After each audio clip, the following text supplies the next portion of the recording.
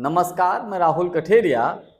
2014 के बाद जब से मोदी जी देश के प्रधानमंत्री बने हैं, तब से लेकर अब तक प्रधानमंत्री मोदी जी की इतनी बड़ी हार नहीं हुई या मोदी सरकार की इतनी बड़ी हार नहीं हुई, जितनी बड़ी हार कल मोदी सरकार की हुई है। अब ये ऐसा नहीं कि सब मोदी जी किसी राज्य का या भारतीय जनता पार्टी किसी राज्य का विधानसभा का चुनाव हारी हो, ऐसी कोई हार हो, या लोकसभा का चुनाव हारे हो, ऐसी कोई हार हो, ऐसा भी नहीं है। देखिए, मोदी सरकार 3 बिल लेकर आई थी। संविधान संशोधन का बिल था। ये तीनों के तीनों बिल धाराशायी हो गए, यानी कि मोदी सरकार इन बिलों को संसद से, लोकसभा से पास नहीं करवा पाई। विपक्ष एकजुट रहा, इकट्ठा रहा और विपक्ष ने अपनी ताकत दिखा दी। चूंकि सरकार को, मोदी सरकार को इन बिलों को पास कराने के लिए 2/3 बहुमत की आवश्यकता थी। 2/3 तो दूर की बात है, मोदी सरकार 300 के आंकड़े को भी नहीं छू पाई। तो कुल मिलाकर इससे क्या है कि जब संसद में जब वोटिंग हुई और वोटिंग के बाद जब नज़ारा देखने को मिला, तो सबसे ज़्यादा चेहरा मोदी जी का, गृह मंत्री अमित शाह जी का और राजनाथ सिंह जी का, इन नेताओं को देखने लायक था। चेहरा एक तरीके से उतरा हुआ था। दूसरी बड़ी बात, नेता प्रतिपक्ष राहुल गांधी कल उन्होंने एक ऐसी बात बोल दी, संसद में भी उन्होंने बड़ा जबरदस्त भाषण दिया, मोदी सरकार के ऊपर कटाक्ष किया, हमले बोले, लेकिन उन्होंने 16 अंक का जिक्र कर दिया। 16 अंक का जिक्र होने के बाद अब चर्चाएं बड़ी जोर शोर से चलने लगी कि आखिर राहुल गांधी ने ये क्या बोल दिया। हालांकि उन्होंने उसको ये कह दिया कि आप लोग समझिए क्या है कैसे नहीं है, लेकिन उन्होंने 16 अंक का जिक्र किया। अब इसको लेकर पूरे सोशल मीडिया में हर जगह चर्चा चल रही है कि राहुल गांधी ने आखिर ये 16 अंक बोला क्यों है, क्योंकि इसको लेकर तमाम चर्चाएं हैं।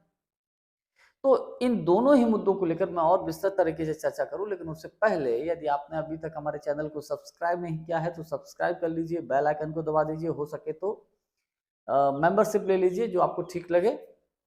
देखिए, मोदी सरकार जब ये बिल लेकर आई, तीनों के तीनों बिल धाराशायी हो गए।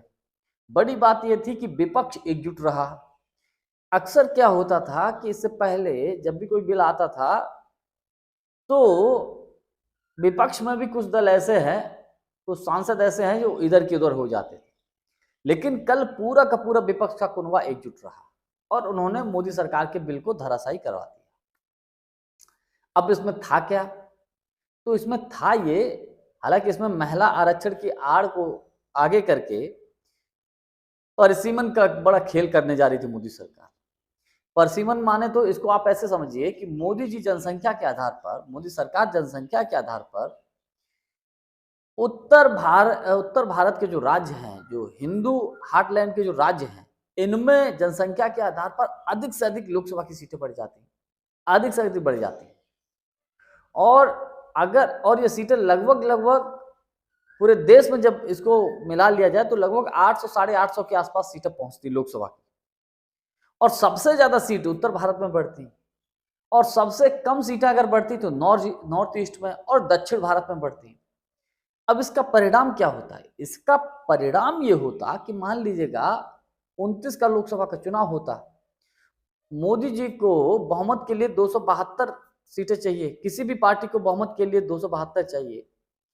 अब उत्तर भारत में ही जब सीटें बढ़ती, वो बहुमत केवल जो पूरे देश से चाहिए, वो केवल बहुमत का आंकड़ा जब उत्तर भारत से ही मिल जाता, तो फिर काहे कि दक्षिण भारत की आवश्यकता? इससे दक्षिण भारत के जो राज्य हैं वो अलग थलग पड़ गए। अब दक्षिण भारत के राज्यों की सीटें कम बढ़ती और इसके पीछे कारण ये है कि देखिए, दक्षिण भारत में जो राज्य हैं उन्होंने डेवलपमेंट उधर बहुत अच्छा हुआ है और साक्षरता दर उनकी बहुत अच्छी है। जनसंख्या की जो वृद्धि दर उन्होंने उसको रोक के रखा है और उत्तर भारत में ज्यादा है, तो इसलिए उधर सीटें कम बढ़ती। तो ये कुल मिलाकर पूरी प्लानिंग थी 2029 के लोकसभा के चुनाव को लेकर मोदी सरकार कि 29 में भी मोदी जी देश के प्रधानमंत्री बन जाए या भारतीय जनता पार्टी का कोई प्रधानमंत्री बन जाए। ये सीधा प्लानिंग ये था, इसके अलावा और कुछ नहीं। और राज्यों की विधानसभा की सीटें भी बढ़ जाती। अब देखिए, मोदी सरकार ने क्या किया, मोदी जी ने क्या किया, महिला आरक्षण की आड़ ले ली, महिला आरक्षण को आगे कर दिया। अब गोदी मीडिया क्या चला रहा है कि विपक्ष जो है महिला आरक्षण को पास नहीं होने दिया। भैया 2023 में ही पास हो चुका महिला आरक्षण, लेकिन आपने लागू ही नहीं किया। तो कमी तो सरकार की रही ना, मोदी सरकार की रही। अब आनन फानन में उसको लागू करवाया गया।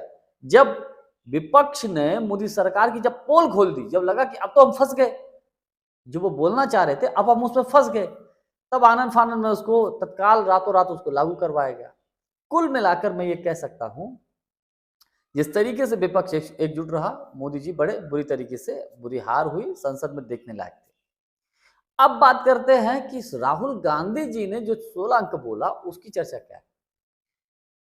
कुछ लोग ऐसा बोल रहे कि 16 अंक ये है कि चंद्रबाबू नायडू जी के जो सांसद हैं वो 16 है, उन्होंने विपक्ष को वोटिंग कर दी है, उन्होंने इंडिया गठबंधन के पक्ष में वोटिंग की है चंद्रबाबू नायडू जी की पार्टी के सांसदों ने। इस तरीके की चर्चा चल रही है।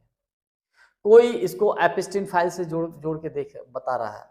बहरहाल अपनी अपनी अलग अलग तरीके से लोग अपने तर्क रख रहे हैं, अपनी अपनी चर्चाएं कर रहे हैं कि कुछ ना कुछ तो है। कुल मिलाकर चंद्रबाबू नायडू जी का मामला थोड़ा ज्यादा गंभीर लग रहा है कि देखिए, अगर नायडू जी ने ऐसा किया है तो आप यकीन मानिए कि मोदी जी को तो मतलब बच गए, सरकार गिरने का भी तो खतरा हो सकता है। अगर नायडू जी चलो अभी बचा गए, मतलब अभी बच गए, आने वाले समय में कहीं अगर विपक्ष ने नायडू जी से अपनी सेटिंग कर ली, भैया अपनी गोटियां सेट कर ली उनसे, तो फिर क्या होगा? फिर तो मोदी सरकार कब गिर जाए कोई भरोसा नहीं। और इस बात को लेकर तो विपक्ष के तमाम नेता अक्सर कर बोलते हैं और बोल भी चुके हैं कि ये सरकार 29 तक नहीं चलेगी। तो इस बात का अंदेशा भी मोदी जी को होगा या अमित शाह जी को होगा। तो ये 16 अंक की वजह से बड़ा गफलत फैली हुई है इस वक्त, क्योंकि देखिए हो सकता है ऐसा हो भी गया हो, क्योंकि जो हाल नीतीश कुमार जी का हुआ है, नायडू जी ने भी सोच लिया हो कि आने वाले समय में हमारे भी साथ भी हो सकता है। तो नायडू जी तो खैर बहुत चालाक और तेज तर्रार नेता है, मैं इस मामले में मानता हूं। उन्होंने अपनी जो पावर पॉलिटिक्स है, जो पावर है, वो ट्रांसफर भी करना शुरू कर दिया अपने बेटे, शायद उनका नाम नारा लोकेश है, उनके साथ। क्योंकि सीएम जरूर चंद्रबाबू नायडू जी हैं, लेकिन सरकार के अधिकतर कामों में दखल अंदाजी उनके बेटे की रहती है। और कहा यहां तक जा रहा है कि चंद्रबाबू नायडू जी खुद चाहते हैं कि अतिशीघ्र उनके कार्यकाल में ही नारा लोकेश को वहां का मुख्यमंत्री बना दिया जाए, ताकि आने वाले समय में जब विधानसभा का चुनाव हो तो नारा लोकेश आसानी से विधानसभा के चुनाव की नैया अपनी पार कर सके। तो नीतीश कुमार जी का हाल देखा होगा नायडू जी ने, तो हो सकता है मन बदल गया हो। तो ये मोदी सरकार के लिए साहब बहुत बड़ी खतरे की घंटी है। जो कल जिस तरीके से मोदी सरकार जो बिल लेकर आई, संविधान संशोधन जो पास नहीं करा पाई, ये मोदी सरकार के लिए बहुत बड़ी खतरे की घंटी है और विपक्ष की और बहुत बड़ी जीत है। जानकारी हमारी आपको कैसी लगी, कमेंट्स करके हमको जरूर बताइएगा। बहुत बहुत धन्यवाद, नमस्कार।